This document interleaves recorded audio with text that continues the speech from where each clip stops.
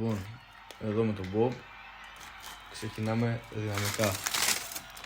Local, χυμά, Φιλαδέλφια, χοιρινό μαντιμένο. Μαλάκα, δεν αξίζει καν, κοίτα, μόνο ψωμί είναι εδώ. Είναι ωραίο, αλλά what the fuck. Νούμερο 2. Πω. Bob, ποιο κομμάτι είναι αυτό που τρως? Δεύτερο. Βέβαια, πες αλήθεια. Αλήθεια, το πρώτο είναι αυτό. Και έχει μείνει ένα.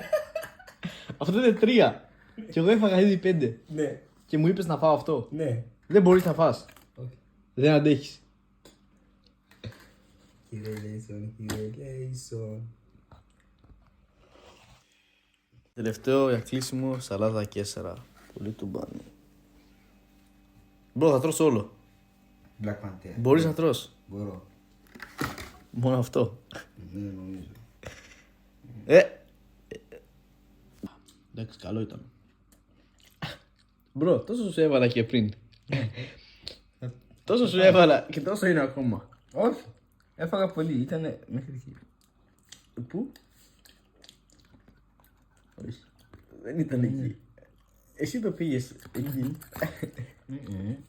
Τρώω πολύ. Εγώ έφαγα πολύ από τον πάνω. Πού? Ναι.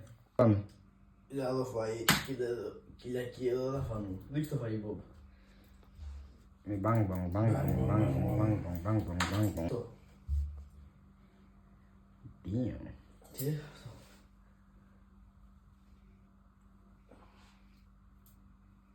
Πω. Βάλει, τι είπες? Νεράκος θα με σκοτώνει μια μέρα με φαγητό. Θα σε σκοτώνω μια μέρα με φαγητό.